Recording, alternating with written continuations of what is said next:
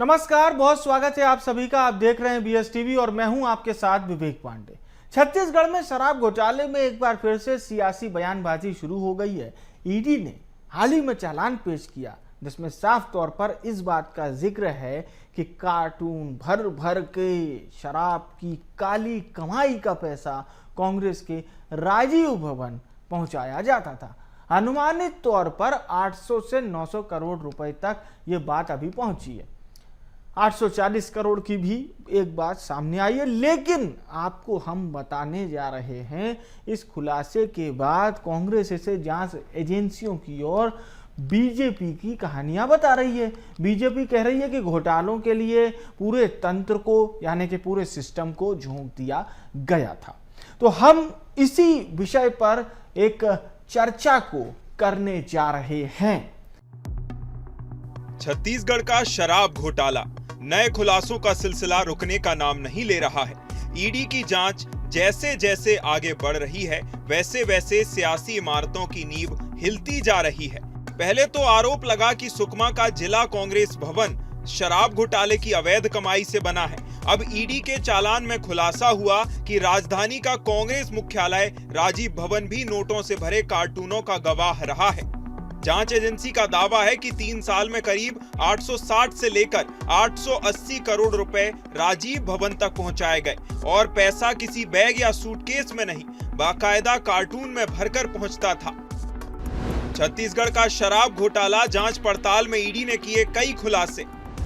हर महीने कार्टून में भरकर राजीव भवन जाता था शराब घोटाले का पैसा। 3 साल में राजीव भवन में कार्टून में भरकर छोड़े गए 860 से 880 करोड़ रुपए। दीपेन चावड़ा एक बार में लेकर जाता था 1-1 करोड़ के 10 कार्टून। कांग्रेस के कोषाध्यक्ष रामगोपाल अग्रवाल के नाम छोड़ा जाता था कार्टून। पहले ही शराब घोटाला केस में सुकमा जिला कांग्रेस कार्यालय अटैच। अब प्रदेश कार्यालय राजीव भवन तक पहुंची ईडी की जांच की आंच। मामला बड़ा है, खुलासे चौंकाने वाले हैं, इसलिए सियासत भी इस पर हावी है। ईडी के नए खुलासे पर बीजेपी ने कहा कि पूरे तंत्र को घोटालों को अंजाम देने के लिए लगा दिया गया था। इधर कांग्रेस इसे अभी भी कहानियों के तौर पर देख रही है। कांग्रेस का कहना है कि बीजेपी और जांच एजेंसियां चाहें जितने झूठे आरोप लगा लें, कांग्रेस नेता डरने वाले नहीं हैं। भयंकरतम शराब घोटाला हुआ है ये तो सब जानते हैं, और पूरा तंत्र ही शराब घोटाले में लगा था यह भी आप जानते हैं। कोयला घोटाला भयंकरतम हुआ है वह भी आप जानते हैं। पूरा तंत्र मतलब प्रशासन और पुलिस भी सब कुछ उसमें झोंक दिया गया था, ये आप जानते हैं। अब ऐसे में ऐसे नई नई कथाएं जो रोज आएंगी वो गलत नहीं है, वो उसमें कहीं न कहीं सच्चाई है, तब तो वो जांच में सामने आ रही है बात। झूठा आरोप लगाने के सिवाय भारतीय जनता पार्टी के सरकार के पास और सेंट्रल एजेंसियों के पास इसके अलावा कुछ भी नहीं है।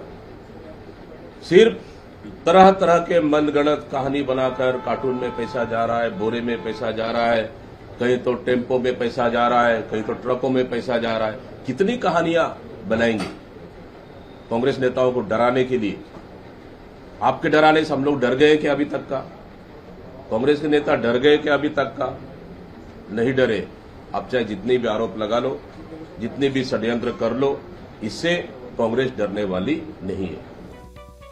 ईडी के ताजा खुलासों में राजनीतिक गलियारों में हलचल मचा दी है। शराब घोटाला मामले में ईडी ने हालिया दिनों में जो चालान पेश किया है उसी की समरी के पेज नंबर 55 पर पूरे तथ्य मौजूद हैं, जिसके मुताबिक कांग्रेस मुख्यालय राजीव भवन सिर्फ पार्टी कार्यालय नहीं था, वहां कांग्रेस कार्यकाल के दौरान कथित तौर पर नोटों का भंडार हुआ करता था। ऐसे में ईडी की जांच में और कौन कौन से चौंकाने वाले राज खुलेंगे, इसको लेकर सियासी गलियारों में बवाल और कयासों का दौर तेज हो गया है। Bureau report, BS TV Chhattisgarh. और कुछ खास मेहमानों को आपके साथ जोड़ते हैं। हमारे साथ 2 खास मेहमान इस वक्त चर्चा के लिए जुड़ रहे हैं। हमारे साथ सत्य प्रकाश सिंह जी जुड़ रहे हैं, प्रवक्ता हैं कांग्रेस पार्टी के, और इस वक्त उज्जवल दीपक जी हमारे साथ जुड़ रहे हैं, प्रवक्ता हैं भारतीय जनता पार्टी के। सत्य प्रकाश जी, चर्चा की शुरुआत आपसे। संगीन आरोप, राजीव भवन में पैसा पहुंचाया जाता था। बीजेपी के विधायक कह रहे हैं इस बात को, बीजेपी के नेता कह रहे हैं इस बात को कि ईडी की जांच में ये खुलासा हो गया है सत्य प्रकाश जी कि हर हफ्ते इतना पैसा पहुंचाया जाता था। ईडी ने उस व्यक्ति का भी नाम बताया है जो राजीव भवन में ये पैसा लेकर पहुंचता था। देखिए विवेक जी, अभी आपने बोला कि बीजेपी के विधायक ये बात बता रहे हैं, बीजेपी के नेता ये बात बता रहे हैं। ये आपने एकदम सही बात बोली, क्योंकि हमको याद है वो ट्वीट रमन सिंह जी का कि ईडी के प्रेस नोट आने से पहले ही रमन सिंह ने हूबहू ट्वीट कर दिया था। हालांकि वो बाद में जब वायरल हुआ तो डिलीट करना पड़ा। तो ये चीज तो पहले इनको पता नहीं कहां से खबर आ जाती है और ये क्यों आती है ये भी सबको मालूम है। और सर देखिए एक चीज और मैं बोलूंगा कि अभी जैसे आपने बोला आरोप, तो ये तो देखिए 2014 से अगर मैं बात करूं, ये मेरे पास एक आंकड़ा है, ये मिनिस्ट्री ऑफ फाइनेंस का जो सदन में पेश किया गया था 2016 से लेकर 2025 तक का ये आंकड़ा है, ये मेरा नहीं, सदन में प्रस्तुत किया गया था। 193 लोग जो एमपी एमएलए हैं उनके ऊपर मामला दर्ज हुआ विपक्ष के नेताओं पे, और उसमें मात्र 2016 से 25 तक में मात्र एक व्यक्ति कन्विक्टेड हुआ है। अब आप समझ लीजिए क्या हो रहा है। और जो कथाकथित जो अमृतकाल चल रहा है उसमें 25 में से 23 नेता जो या तो बीजेपी में शामिल हो गए या उनके गठबंधन में चले गए, तो मामले बंद हो गए। जिस तरह से आपको याद होगा 72,000 करोड़ चक्की पीसिंग एंड पीसिंग, आज वही अजीत पवार के पास दूसरी चाबी है पूरे महाराष्ट्र की। आज हिमंता बिस्वा शर्मा की जो इतनी मोटी फाइल लेके बैठे थे आज मुख्यमंत्री बने हुए, नारायण राणे हैं, प्रफुल्ल पटेल है, तमाम ऐसे नामों को हमारे साथ इस वक्त सत्यप्रकाश जी छत्तीसगढ़ के वरिष्ठ पत्रकार बाबूलाल शर्मा जी भी जुड़ चुके हैं। आपका भी बहुत स्वागत है सर। सत्यप्रकाश जी आप अपनी बात रखिए।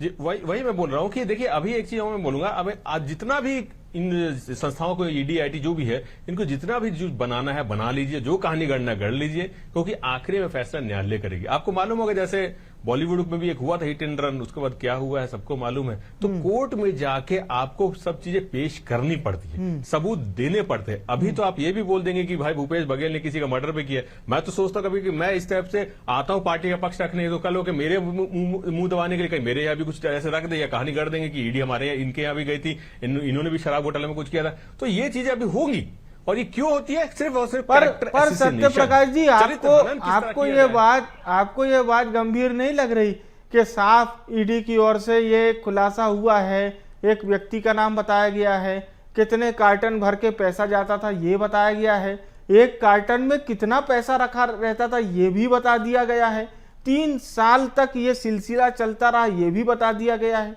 तो ये सब क्या कथा ही है? मतलब कुछ तो इसमें रेलेवेंसी होगी ना। इन्फोर्समेंट डायरेक्टरेट के मतलब प्रवर्तन निदेशालय पर देश की सर्वोच्च एजेंसी में से एक है, वो इस बात का खुलासा कर रही है। तो विवेक जी जैसे मैंने बताया 193 में मात्र एक कन्विक्टेड हुआ है, 25 में 23 चले गए, नाम मैंने और गिना दिए हैं आपको। तो ये चीजें होंगी तो कहां से भरोसा रहेगा। और देखिए एक चीज और मैं बोलूंगा, पप्पू बंसल जिस व्यक्ति के नाम पे ये चीजें बन रही है, कहानियां गढ़ी जा रही है, वो खुद न्यायालय के सामने वो भगोड़ा है, उस पे भरोसा किया जा रहा है, उससे ना पूछताछ हो रही है ना गिरफ्तारी हो रही है। तो क्यों नहीं हो रही है? तो कहां से आप भरोसे की बात कर सकते, कहां से ये आरोप भी लग रहे हैं उसको सीरियसली हम ले सकते। और जो नाम भी सामने आ रहे हैं कि हाँ यहाँ गया वहां गया, उनको क्या बुलाया गया, क्या जांच हुई है? तो ये चीज अभी करने चाहिए ना। इसलिए हम बोल रहे हैं हमारे कार्यकर्ता हमारी पूरी पार्टी एकजुट है, जो करना कीजिए। आरोप लंबे हैं, आरोपों की फेहरिस्त भी लंबी है।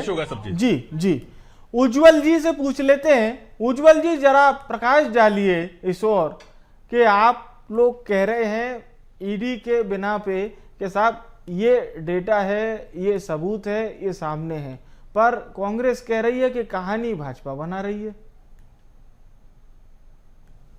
विवेक जी हम नहीं कह रहे हैं, ये ईडी नहीं कह रही है, ये छत्तीसगढ़ की जनता ने कहा 2023 के चुनाव में जब पराजित कर दिया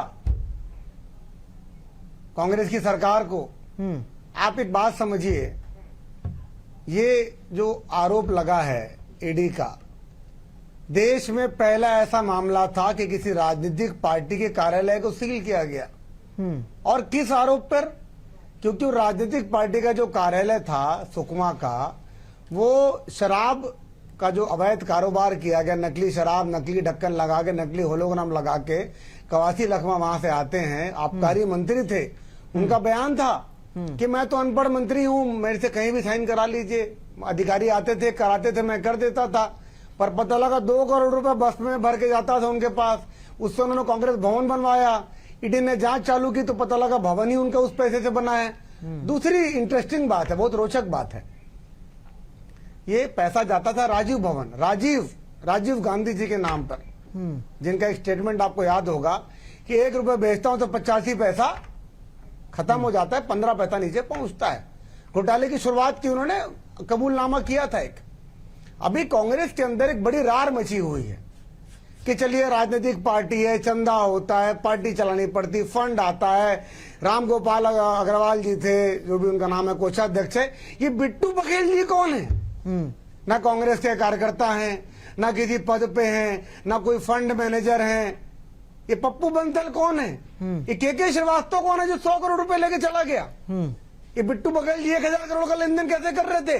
अकाउंटिंग की दिक्कत आ गई। आप चैट भी पढ़िए चार्जशीट में, मैंने पूरे ध्यान से पढ़ा है चार्जशीट में, जिसमें इनके सीएम हाउस में पदस्थ उच्च अधिकारी जो हैं दूसरे उप सचिव से बात कर रही हैं कि अकाउंटिंग में गड़बड़ी हो रही है।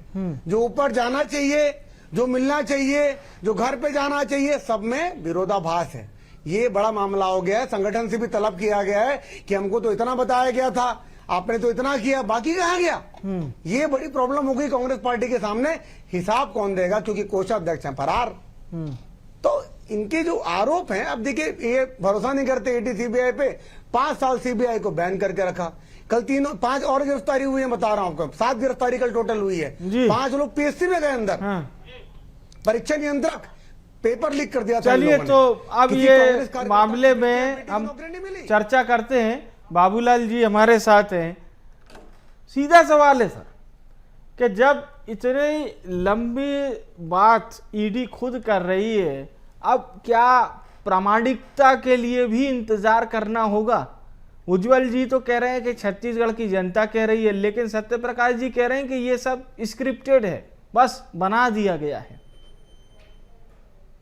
देखिए, आरोप कुछ भी सबूत के तौर पर कहीं न कहीं प्रस्तुत करना पड़ेगा। ये तो तय है। कोर्ट जो है ये है कि ईडी के द्वारा लिए गए बयान को कोर्ट जो है मानती है, पुलिस के लिए हुए बयान को नहीं मानती। लेकिन ईडी के द्वारा लिए गए बयान को कोर्ट मानती है, हूबहू मानती है। वो अपने सामने दिया गया बयान मानती है। ये नियम में है। अब सवाल आता है किसके बयान पर ये बात आई है सामने? तो एक आरोपी के बयान पर जो फरार है। सबसे मजेदार घटना ये है। अब आप उसके बाद जाइए, आगे बढ़िए जी। तो जो स्थिति है, करोड़ों करोड़ों रुपया ना, सिर्फ करोड़ रुपया नहीं, लाख रुपए नहीं, 1000 रुपए नहीं, करोड़ों करोड़ों रुपया जो है सार्वजनिक क्षेत्र के राजीव भवन में पहुंचता था हर सप्ताह। जो जरा असंभव तरीका जो लग रहा है, मुझे लग रहा है, खुद भी लग रहा है मुझे, कि करोड़ों रुपया पैकेट में बंद करके जो है वो राजीव भवन जैसे सार्वजनिक स्थान पर एक बहुत छोटे स्टाफ के हाथ में सौंप दिया जाता है राम गोपाल जी को देने के लिए। ये थोड़ा जो है टेढ़ा प्रश्न है कि ये क्या संभव है कि करोड़ों करोड़ों में, करोड़ नहीं, करोड़ों करोड़ों रुपया जी। तो इसको समझने की बात होगी कि कहीं न कहीं जो है नहीं, लेकिन थोड़ी शंकाएं। आप जरूर इस बात को बताइए कि कटघरे में खड़ा हुआ कौन दिखाई दे रहा है? ये जो सबूत बताए गए हैं वहां से या कांग्रेस से जो नाम सामने आए? देखिए, जो शंकाएं हैं वो मैं आपके सामने रख दिया। अब सवाल आता है कि घोटाला हुआ कि नहीं हुआ। घोटाला हुआ, और हर सरकार में कुछ न कुछ शराब के अंदर में गड़बड़ियां चलती है। चाहे वो 15 साल के कार्यकाल ले लीजिए, चाहे वो 3 साल का कार्यकाल योगी जी का ले लीजिए, चाहे अभी भूपेश बघेल का कार्यकाल ले लीजिए, चाहे अभी जो चल रहा है वो भी कार्यकाल ले लीजिए। शराब में गड़बड़ियां हो रही हैं और लगातार हो रही है।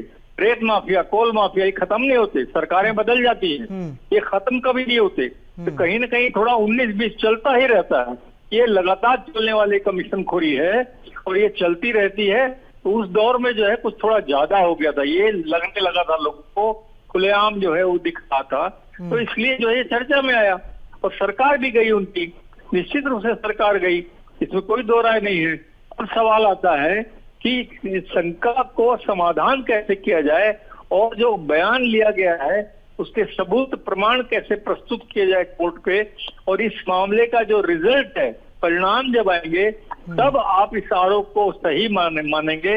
हमारे जैसे लोग भी तभी सही मानेंगे। निश्चित रूप से यदि सजा होगी और इसका आरोप सिद्ध होंगे तब जो है जी। ये मामला पुख्ता चलिए, होगा। ये अहम जब बात तक ये है आरोप कि आरोप जब सिद्ध होंगे तभी पता चलेगा।